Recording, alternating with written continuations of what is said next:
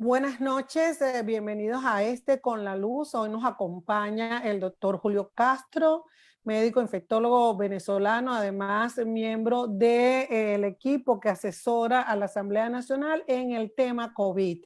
También nos acompaña Mariana Suquet, reportera del área de salud de Efecto Cocuyo.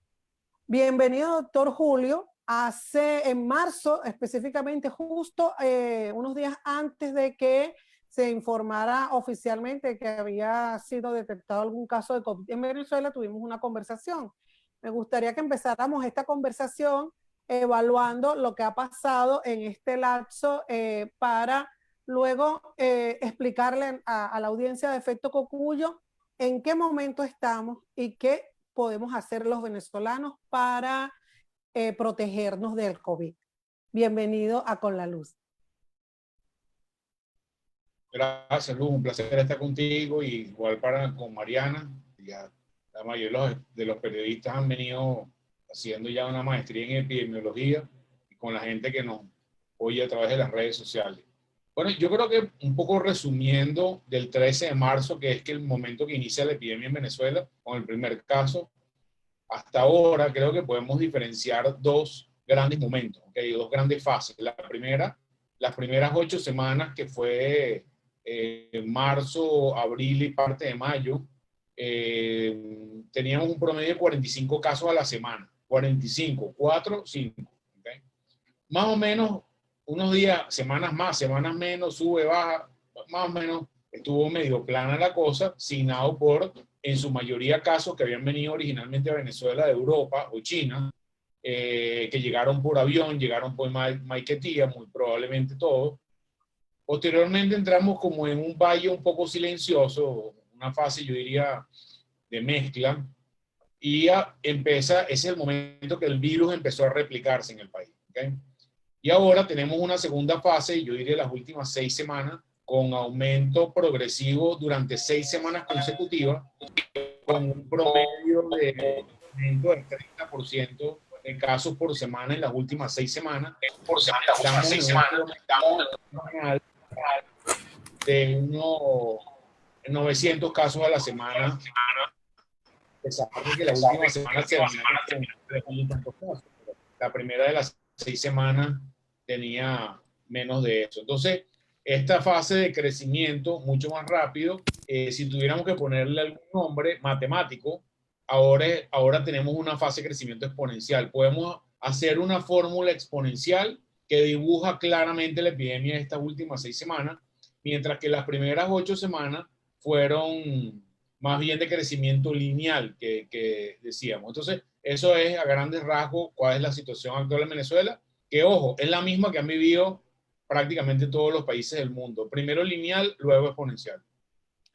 Claro, me acompaña la periodista Mariana Suquet. Mariana Suquet, periodista especializada en el área de salud y como dijo el doctor Castro, ya casi ha hecho una especialización en infectología. Mariana, ¿qué pregunta tienes para el doctor? Bienvenido, doctor. Muchas gracias por estar con nosotros. La primera pregunta que tengo es que ya sumamos casi 2 meses desde que se firmó este acuerdo con el Ministerio de Salud y con la Organización Panamericana de la Salud, y uno de los primeros puntos era la descentralización de las pruebas. Se hablaba hace poco, a finales de junio, que se estaban estudiando laboratorios en el estado Zulia para ampliar la capacidad allá.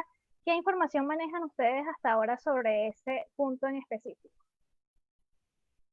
Fíjate, lo obvio es que con la diferencia del Instituto, o además del Instituto Nacional de Higiene, según la información oficial que tuvimos la semana pasada, se agrega el Instituto Venezolano de Investigaciones Científicas, el IVIC, a hacer pruebas. El IVIC tiene una tradición larguísima de estudios moleculares. No fue un laboratorio que inventaron nuevo por el COVID, no, eso no es verdad. Quien sea que lo haya dicho, el Laboratorio de Biología Molecular del IVIC funciona hace mucho tiempo. De hecho, hemos hecho investigación conjunta, medicina tropical con el IVIC hace unos cuantos años, en hepatitis B, en hepatitis C, en genotipo de hepatitis B y C, y modernamente en HIV, ¿okay? En estudiar los genotipos de HIV en Venezuela. Por lo tanto, es un laboratorio que hace eso hace tiempo. Ahora, digamos, se puso en modo coronavirus y está haciendo, lo cual celebramos, ¿ok? Por su reconocimiento institucional, su seriedad, los investigadores que trabajan ahí, es de los mejores que tenemos en Venezuela. Pero creo que no es suficiente. Más allá, el problema no es cuántos laboratorios funcionan o cuántos laboratorios hacen pruebas. El problema es cuántas pruebas haces al día. El problema es que un paciente que se haga una prueba tenga un resultado en 1 o 2 días, no en 8 o 9 días o en 14 días como está pasando ahorita. Entonces, lo que nosotros quisiéramos, y es por lo que estamos apostando desde el día 1, es que tengamos resultados rápidos, más que un capricho, porque alguien me dice, bueno, pero ese médico si es necio y quiere esos resultados tan rápido. La estrategia de identificación, aislamiento y trazado de contacto se basa en el diagnóstico temprano. No es solamente el paciente que está hospitalizado que tiene coronavirus, que por supuesto es importante, sino en la estrategia de control de la epidemia. Entonces, en la medida que no avancemos en ese camino y tengas 7, 8 laboratorios y hagamos 6.000 a 7.000 PCRs al día, que es lo que más o menos uno estima por lo que ha pasado en otros países, vamos a estar detrás de la epidemia y no delante de la epidemia. Eso es un fenómeno muy epidemiológico que tenemos que entender. Nosotros le dimos base de datos a la OPS, donde hay laboratorios con los cuales nosotros hablamos, gente que está certificada en hacer PCR, que tienen metodología, que tienen experiencia haciendo PCR, no empezar a hacer PCR de nuevo y que estaban disponibles para hacer PCR, solamente le faltaban algunos insumos y a otros alguna adecuación del espacio físico, pero la verdad, hasta ahora, eso no ha sido posible. Gracias. Estamos conversando con el doctor Julio Castro, haciendo no solamente un balance de la situación COVID-19 en Venezuela, sino justamente sobre especificidades. También me acompaña la periodista Mariana Suquet, reportera del área de salud en Efecto Cocuyo. Doctor Castro, este acuerdo que firmaron hace unos meses entre la Asamblea Nacional, la OPS y el gobierno de Maduro, pues también generó cierta expectativa positiva porque se suponía que podía pensarse en que se iba a participar un sector de los especialistas venezolanos para un mejor abordaje de la situación. ¿Cuál ha sido el resultado práctico de ese acuerdo? Fíjate, la verdad, en los 3 puntos iniciales, ¿ok? No estaba ese tema, ¿no? ¿Ok? No queríamos herir susceptibilidades, por eso no se puso como uno de los puntos del acuerdo, que eran el tema de las pruebas, el tema de los insumos y el tema de la situación de las emergencias. Esos fueron los 3 puntos que están en el acuerdo, que fue un poco publicitado cuando salió en el momento. Entonces, pero parte de nuestra dinámica conversativa con las personalidades del ministerio y la OPS es poner a la orden las sociedades médicas del país. Pero tratamos de convocar un par de reuniones, eso no se concretó. Los equipos técnicos del área del mundo académico al cual yo pertenezco, estoy hablando de la Sociedad Venezolana de Infectología, Sociedad Venezolana de Medicina Interna, Sociedad Venezolana de Terapia Intensiva, Sociedad Venezolana de Salud Pública, Sociedad Venezolana de Pediatría, ya tenían designado personas especialistas en estas áreas para ir a esas mesas de trabajo, pero no avanzamos ahí. El ministerio elaboró un primer papel de trabajo o protocolo de tratamiento y la semana pasada sacó el segundo protocolo de tratamiento firmado por el Comité Terapéutico Nacional, donde las sociedades no han participado, y les pedimos o les ofrecimos que estábamos dispuestos a participar en una discusión técnica, ojo, no política, una discusión técnica sobre si el medicamento A es mejor o es peor que el medicamento B, sobre los criterios de ingreso y de egreso, sobre las pruebas, sobre muchas cosas que habría que discutir, y nos encantaría estar involucrados y dar nuestra opinión, pero no hemos avanzado. Creo que es una debilidad. Creo que es importante que se oigan las opiniones de los expertos, y la verdad vamos a seguir insistiendo por ese camino, pero la verdad no hemos avanzado ahí en ese camino, a pesar de que la OPS puso sus instalaciones, había nombrado grupos de ambos lados, pero bueno, la reunión lamentablemente fue pospuesta. Entonces estamos esperando una nueva convocatoria porque creo que es importante para mandar una señal al país de consenso y de confianza, porque un elemento central en la epidemia es tener confianza en la población. Eso es un elemento muy importante en la transmisión de riesgo. De eso vamos a hablar luego de que Mariana también tiene otra pregunta. Estamos hablando con el doctor Julio Castro y la periodista Mariana Suquep, reportera de salud de Efecto Cocuyo. Mariana. Sí, doctor, mucha gente se pregunta con qué se está tratando a las personas con COVID-19, tanto en las clínicas como en los hospitales. Usted mencionaba ahorita que se había actualizado el protocolo de tratamiento. ¿Cómo se están tratando los pacientes y qué recomendarían ustedes si pudieran estar en esa comisión presidencial, en ese comité terapéutico? Fíjate, Mariana, no me gusta hablar mucho de medicamentos y mucho menos en redes sociales, porque la gente no percibe bien, o digamos, toma lo que le parece, entonces vaya a comprar un medicamento, tratar de conseguir un medicamento mañana. O sea, no me gusta ni nombrarlo, ¿ok? Yo sí te puedo decir con toda la honestidad del mundo que el tratamiento que inició el ministerio y que hemos usado en la clínica todos los días, ¿ok?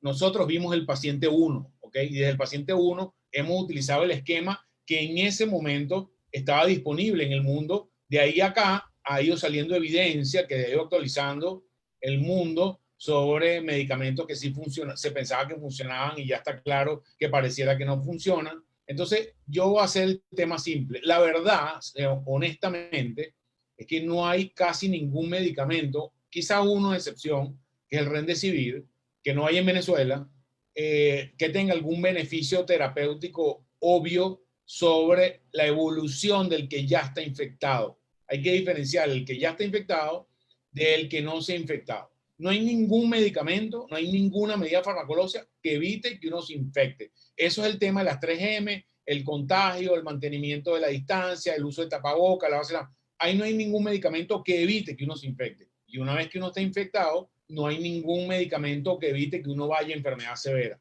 Algunos pacientes que clasificamos como moderados o severos, es una clasificación clínica que tiene unos parámetros, les ponemos este esquema de tratamiento.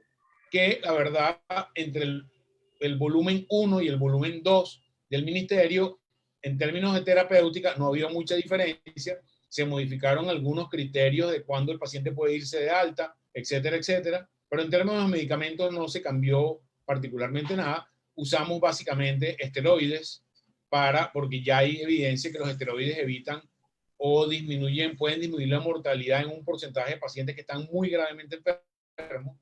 Utilizamos antitrombóticos o anticoagulantes, utilizamos algunos medicamentos como cloroquina, acitromicina, claritromicina, caletra, que son medicamentos que se han utilizado en otras partes del mundo. Está en el esquema el uso de interferón subcutáneo, que no hay mucha experiencia en el mundo, es un medicamento que viene de Cuba.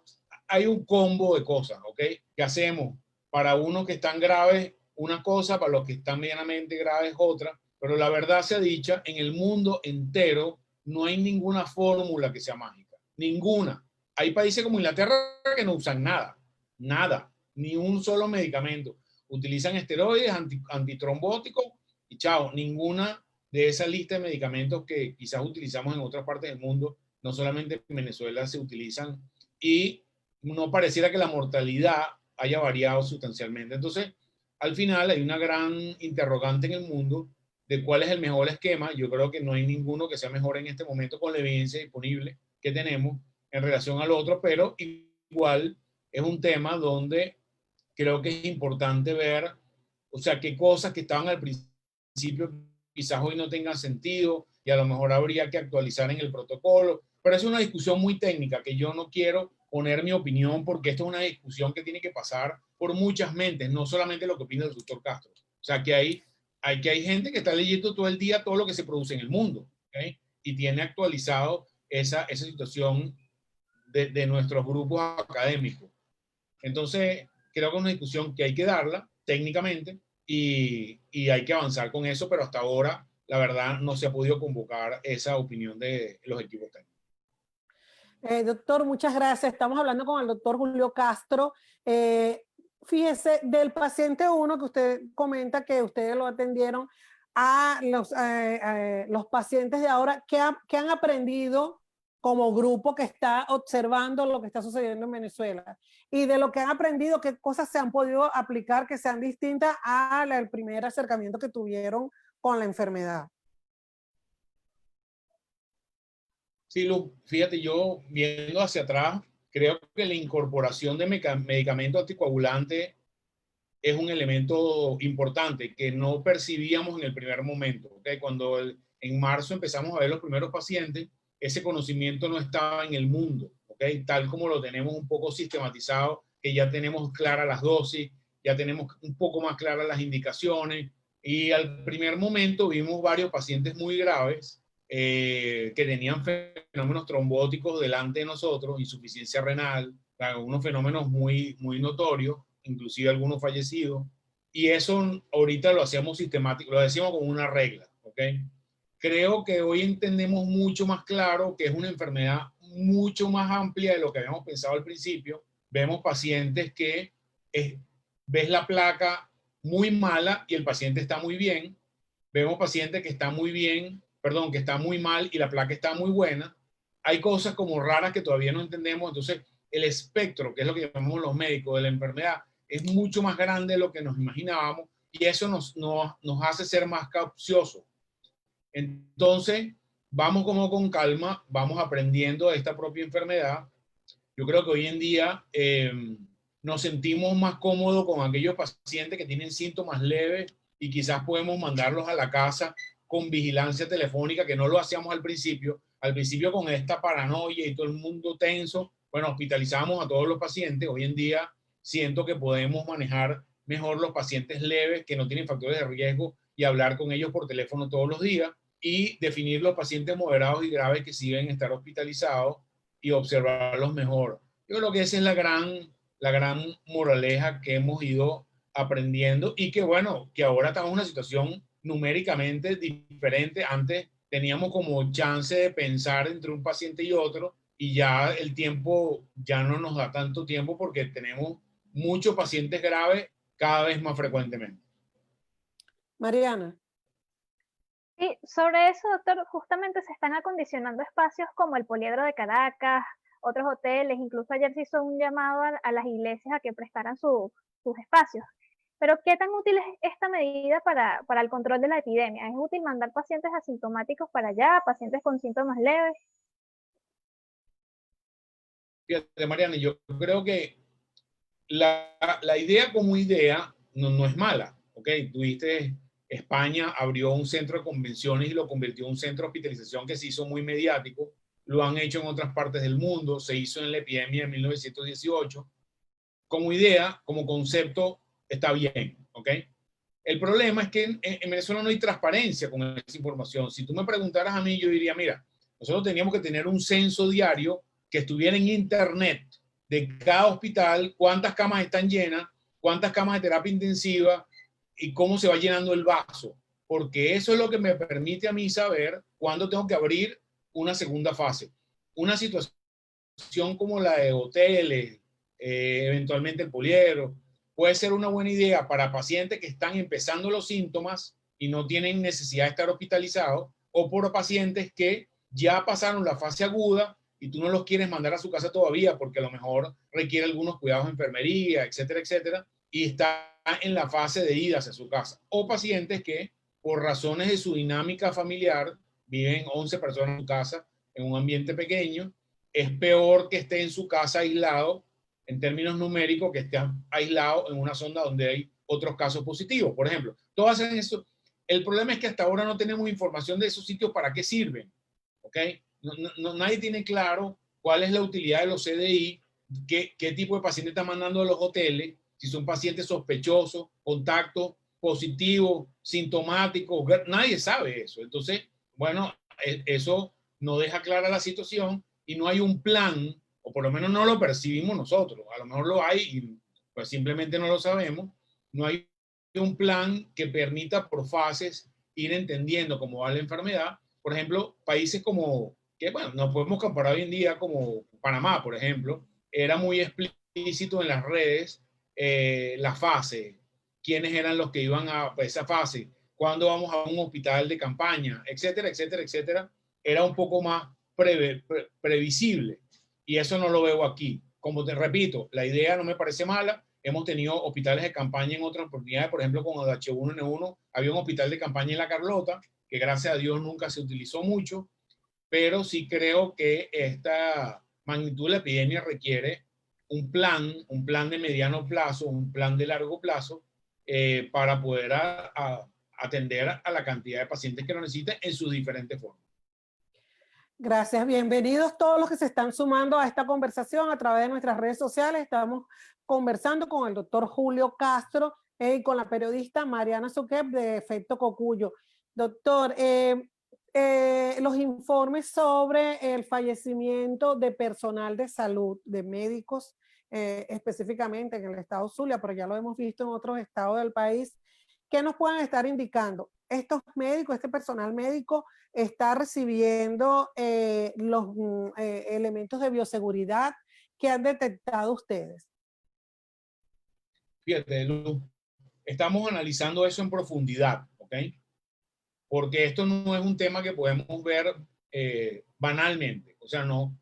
Los números, como ya Mariana sabe, solos no indican nada. 4 personas fallecidas en el hospital. Bueno, en los hospitales muere gente todo el tiempo, pues. Entonces, 3 no sabemos si es mucho o poco. No es lo mismo 3 fallecidos en el hospital de Tucupita que 3 fallecidos en el hospital universitario. El contexto es importante. Y el contexto no lo tenemos tan claro, ¿ok? ¿Por qué? Porque suena que hay muchos médicos fallecidos, es un tema importante, ¿ok? Pero eso hay que compararlo con la tasa de infección de la población general. Ahí hay que hacer una serie de cálculos, comparaciones que todavía estamos haciendo y no queremos adelantarnos. Sí estamos preocupados por el personal de salud. Yo creo a priori, así de primera, porque tenemos información todavía de los hospitales que nosotros monitoreamos, que son 40, de los cuales hay 22 hospitales Centinela, todavía 35% de esos hospitales no tienen mascarilla, tapaboca, ¿ok? Todos los días. Entonces, todos esos hospitales deberían tener equipo de protección mínimo. Entonces, la primera cosa que sale es, ok, faltan equipos de protección. Pero siempre lo digo, los equipos de protección protegen cuando sabemos utilizarlos, ¿ok?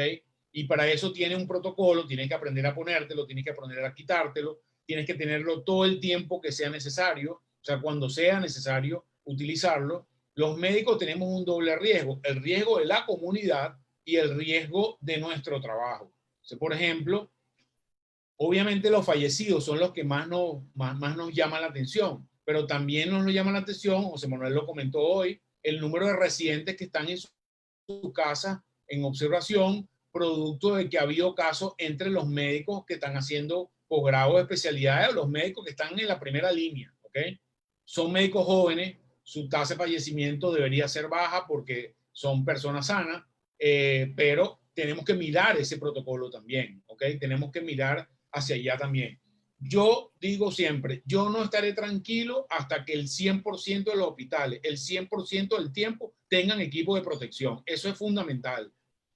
Lo que se entregó la semana pasada, que lo entregó la OPS, no es suficiente, es poco de lo que necesitamos, pero es el primer paso para ir avanzando. Entonces, mi mensaje a nuestros médicos, que seguro hay muchos médicos oyéndonos, es que la protección es un elemento indispensable. La seguridad va primero que cualquier cosa, ¿okay? Y tenemos que tratar de protegernos todos. Y si no ha llegado equipo de protección, tenemos que demandar el equipo de protección en los hospitales a nuestros administradores. Es algo que tenemos que hacer todos los días. Pero si no hay, yo tengo que buscar alguna forma de protegerme. Tengo que tratar de conseguir que alguien me done alcohol. Tengo que tratar de tener los guantes. Tengo que tener el equipo de protección mínima, el tapaboca, la N95. Si soy anestesiólogo, tengo que buscar maneras, y ya algunas maneras por ahí curiosas de tratar de mejorar el equipo de protección. Entonces, esto es una campaña que no acaba nunca, ¿ok? Pero sí es algo que tenemos que mirar con detenimiento. La tasa que estamos viendo de médicos fallecidos comparado con otros países de América Latina está un poco por encima de algunos. Por ejemplo, está por encima de Chile, pero está por debajo de Perú, por ejemplo. En Perú, la cantidad de fallecidos ha sido muy importante porque hay muchísimos casos. Y para que la gente tenga una idea, mientras más casos, va a haber más fallecidos, porque es un tema de proporciones. Y va a haber más fallecidos donde hay mayor cantidad de personas. Zulia, Caracas, Distrito Metropolitano, Miranda, porque son donde hay mayor agrupación de gente. Pero es algo que tenemos que mirar con detenimiento, es algo que tenemos que mirar y decir los números reales, y estamos trabajando en esos números. Mariana. Doctor, ¿hay ahora que hay más probabilidades de enfermarse porque hay un aumento en el número de casos? ¿Qué debe hacer la población y cómo identificar cuándo ir al médico? O sea, ¿qué síntomas o signos nos deben alarmar? Mariana, es una pregunta buenísima. Esa es la pregunta de las 64.000 lochas. Lamentablemente, no tenemos un buen sistema de orientación a la comunidad para que la comunidad sepa qué es lo que tiene que hacer, porque esto es una enfermedad que en 8 de cada 10 o 8.5 de cada 10 se comporta como una gripe normal, como le llaman. En Venezuela llamamos gripe a moco, dolor de garganta y fiebre por un par de días. Eso no es gripe de verdad, pero en Venezuela le llamamos gripe y vamos a seguir llamándola gripe. Entonces, en la mayoría de la gente es un cuadro de malestar, debilidad, fiebre, dolor de garganta, un poquito de todo, dolor de cabeza, 4 o 5 días y pasa. ¿Okay? El gran problema es cómo diferenciar a los graves de los que no son graves. Al principio es muy difícil. Entonces, ¿qué le recomiendo yo a la gente? Los primeros 3 días es una gripe normal y corriente. Usted tome acetaminofén para la fiebre, guarde reposo, no vaya a trabajar, ¿ok? No vaya a visitar a su papá, que es en la casa. Si pasa 3 días y todavía continúa la fiebre, es momento que usted debe tener alguna forma de asesoría especializada. Y mi recomendación sería tratar de hacer telemedicina. SOS telemedicina, siempre le hago propaganda y nunca me acuerdo de los números, pero lo buscan en internet. Son médicos de la Universidad Central de Venezuela, atienden llamadas de todo el país, así como eso hay Benemergencia, tiene un sistema de atención telefónica, hay varios en el país, todos gratis además. Entonces usted llame y un médico lo va a atender por teléfono y va a hacer una aproximación, un triaje telefónico, que es algo hasta súper moderno eso. Entonces, bueno, él le va a decir, usted tiene factor de riesgo, le hacen un puntaje, le hacen unas preguntas, suman unos puntos. Si usted tiene un riesgo, le va a decir, vaya a la emergencia, porque tiene edad, porque tiene factores comórbidos, etcétera, etcétera. Entonces, yo creo que esa es la forma de ir adelantando. Primero 3 días, quédate en tu casa tranquilito. No, si vamos al primer día con fiebre en el hospital, te van a devolver, porque te van a decir, mire, señor, usted puede tener cualquier cosa, estamos abollados aquí de pacientes y tal. Entonces, regla de los 3 días, llame a un servicio de telemedicina o si tiene un médico accesible, llámelo y pregúntele y hable con él. Después que usted ya tiene 6, 7 días con fiebre, ya la cosa va un poco mayores. Si en algún momento tiene dificultad respiratoria, ese es el signo cardinal, ¿ok? Y la dificultad respiratoria puede tener diferentes nombres. Sensación de opresión en el pecho, que camino y me canso rápido, que tengo una sensación de desvanecimiento cuando hago actividad física. Todas esas son equivalentes a dificultad respiratoria. Los médicos lo llamamos disnea, ¿ok? Que es evaluación, que es tener conciencia de la respiración. Nadie está pensando inspiro, expiro. Y nadie está pensando en eso. Hablamos, vivimos, tenemos nuestra vida sin pensar en inspiración, expiración. Pero si en algún momento me doy cuenta que estoy respirando, bueno, algo está pasando que no es normal. Ese es el momento que usted debe ir al hospital.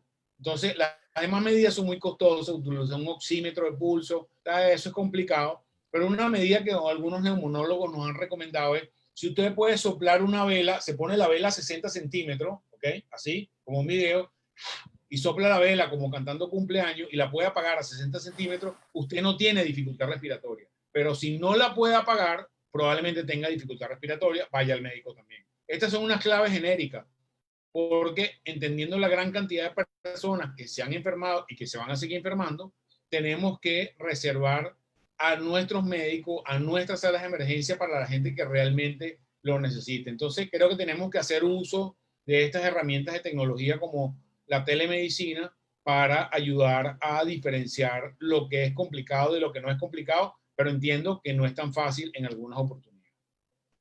Gracias. Seguimos conversando con el doctor Julio Castro, médico infectólogo venezolano, que además ha sido una de las personas que más pedagogía ha hecho en relación con el COVID-19. Doctor, justamente hace unos minutos usted decía que se necesitaba muchísima confianza. Yo voy a agregar porque no lo dijo, pero yo lo entendí así, en las instituciones, ¿no? Para abordar un tema de epidemia. En el caso venezolano hemos notado, digamos empíricamente, que hay personas que tienen temor de ir a un centro médico, pues porque cree que lo van a dejar hospitalizado, porque no sabe, no están seguros si tienen los síntomas, pero hay esa desconfianza. Digamos, ¿cuáles serían las sugerencias, recomendaciones para por lo menos tratar de generar un poquito más de confianza, pero sobre todo algo que usted siempre ha mencionado que tiene que ver con la comunicación de riesgo, de cómo involucrar a las comunidades para que también las comunidades sean voceras de la información? Fíjate, Luz, este mensaje tiene varios, varios objetivos. El primero de ellos, la estructura del Estado tiene que generar confianza. Eso es el primer elemento básico y para eso necesita resolver varias cosas. Una, decir cuántas pruebas estás haciendo por día, que nunca lo han dicho, ¿okay? Cuántos PCR estás haciendo por día. Segundo, dejar de criminalizar a los pacientes, porque la criminalización, más allá de un tema de derechos humanos, que digamos, yo no soy experto en eso, y lo que sí es que la criminalización tiende a ahuyentar a los pacientes de un diagnóstico temprano y el paciente que no se diagnostica tempranamente contagia más. Entonces, por el solo hecho epidemiológico de la criminalización, estás alejando a los pacientes de un diagnóstico y de hacer un trazado o de un rastreo de pacientes o de contactos posibles, que es la estrategia básica para controlar cualquier epidemia. Ese es el primer mensaje para un sector. El segundo mensaje del sector tiene que ver con la población. Tenemos que tratar de usar información consciente y no llevarnos por mensajes que nos llenan en la cadena de WhatsApp de una señora que lo puso en la cuadra que le llegó de un récipe famoso. Tenemos que seguir normas claras y grandes y ahí hay una responsabilidad gubernamental de decir usted dónde debe ir, porque la mayoría de la gente me pregunta, yo creo que de los 250 mensajes que me llegan al día, ¿dónde me hago una prueba? Bueno, a estas alturas, después de 4 meses, la gente no tiene clara que lo único que hace pruebas es el Estado. Entonces, usted debería tener un plan de información que diga claramente, si usted vive tal sitio y tiene tales síntomas, vaya a tal sitio. Eso no está claro a estas alturas todavía y el receptor de estos mensajes debería tenerlo muy claro. Pero otro mensaje para la población, y voy a poner un símil muy duro, pero está hecho un poco a propósito. Vamos a suponer que Venezuela es una ciudad de 30 millones de habitantes, que hay algunas que tienen 30 millones, Sao Paulo, Ciudad de México, etc. Pero vamos a suponer que Venezuela es una sola ciudad y en esta ciudad hay un grupo terrorista. Ese grupo terrorista está hiriendo a 500 personas diarias y tiene 3 muertos al día y no sabemos dónde está. Un día está en La Vega, el otro día está en Maracaibo, un día está en Tucupita y al día siguiente está en Casihuelcubo. Entonces, usted saldría a la calle si usted no sabe cuál es el patrón, no salga a la calle. O sea, si usted ve eso y dice, ¿sabes qué? Me va a tocar a mí la lotería en algún momento, ¿qué tengo que hacer yo para evitar tener riesgo? Y lo que usted tiene que hacer es 3 M's. Mantener la distancia, usar el tapaboca y lavarse las manos. ¿Ok? Con esas 3 M, que es una decisión autónoma de los ciudadanos, usted está disminuyendo sus probabilidades. Entonces, tenga contacto al día con 2 o 3 personas, incluyendo las personas de su trabajo.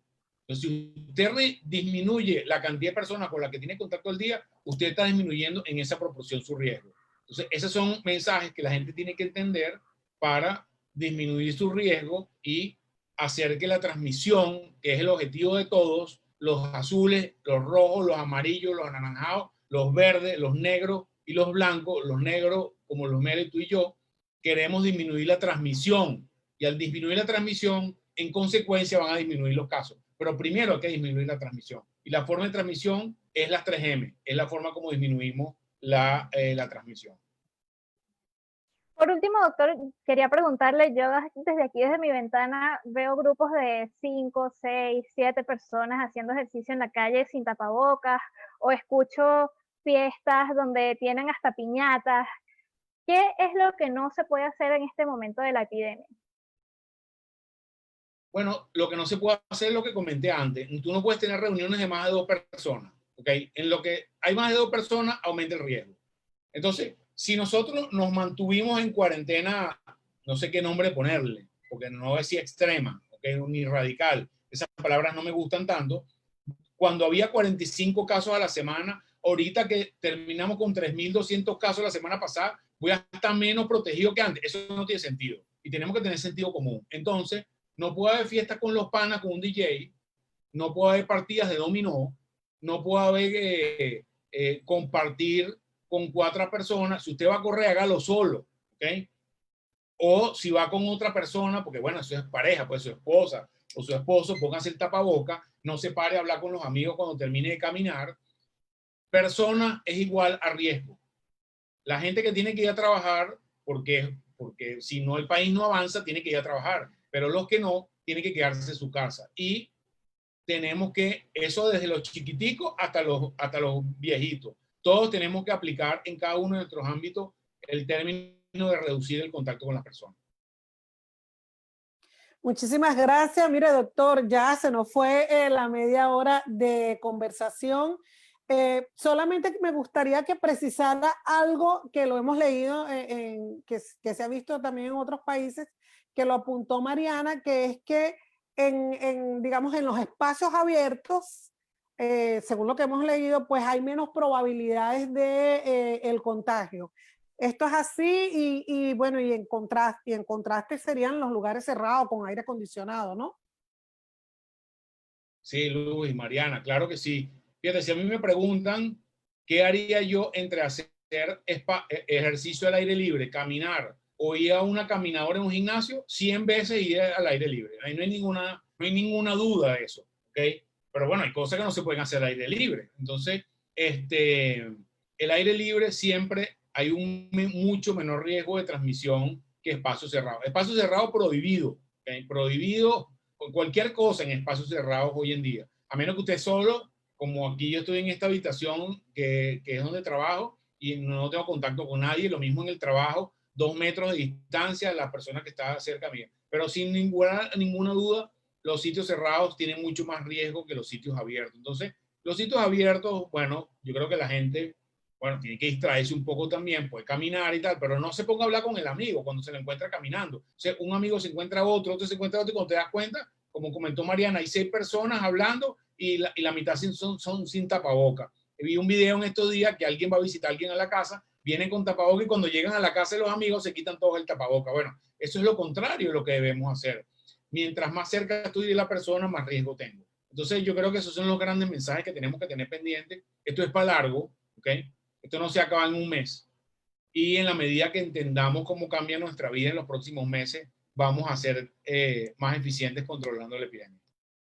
Bueno, muchísimas gracias. Quisiera que si tiene algún mensaje que se le quede a la gente en la cabeza, aparte de que hay que prepararse porque esto todavía no termina tan rápidamente como quizás queríamos en un principio, pues le dejo la palabra al doctor Julio Castro. Luz, siempre me gusta terminar con un mensaje positivo para la gente, porque en estos días alguien me comentaba por ahí, eso, todo lo que dice son puras cosas negativas, que nada así y tal. Pero bueno, creo que siempre hay que, nosotros vamos a superar esto, que esto va a tardar tiempo, va a tardar meses, nosotros vamos a superarlo. Pero creo que tenemos que poner nuestra mente en tratar de ir, nosotros tenemos que ganarle en algo a la epidemia. Ganarle en algo que si estoy en mi casa y hay unos libros que nunca leí, me los lea. Si hay un idioma que nunca aprendí, empiezo a estudiar el idioma. Si hay algo que tenía que resolver en mi entorno íntimo que no he resuelto, desde arreglar una pared, unas llaves, un zócate, tengo que estar delante yo de la epidemia y no dejar que la epidemia me coma a mí, ¿ok? Y eso depende de una actitud mental. Los médicos nos vamos a ocupar de ver los pacientes, los investigadores van a ocuparse de hacer la vacuna, los gobernantes idealmente van a ocuparse de tomar buenas decisiones, pero creo que nosotros tenemos que resetear nuestra mente a una realidad diferente y para mí esa es la nueva realidad de cómo voy a vivir mi vida en los próximos meses, que sin duda va a ser diferente, pero tengo que planificarla yo mismo desde mi propia realidad. Y eso es a lo cual tenemos que hacer un ejercicio de reflexión que nadie puede hacer por nosotros. Se la podemos endilgar al ministro, a Maduro, a Guaidó, ni a nadie. Esa la tiene que hacer cada uno en su familia, en su casa. Bueno, muchísimas gracias al doctor Julio Castro, gracias Mariana. Esta conversación queda en nuestras redes sociales, queda también en YouTube y vamos a seguir extrayendo cápsulas, especialmente aquellas que sean de muchísima utilidad, como las que habló el doctor, de las medidas de precaución y de las capacidades que puede tener cada persona para reducir su riesgo de contagio. Mañana vamos a tener un Con la Luz muy especial. Vamos a estar hablando con el embajador de Venezuela en los Estados Unidos, Carlos Vecchio, y también nos va a acompañar el profesor Ronald Balsa, decano de la Facultad de Economía de la Universidad Católica Andrés Bello. Vamos a hablar de los temas que tienen que ver con los activos de Venezuela fuera del país, pero también con unos temas que están moviéndose muchísimo en los Estados Unidos. Nos vemos mañana en un próximo Con la Luz. Gracias, Mariana. Gracias al doctor Julio Castro.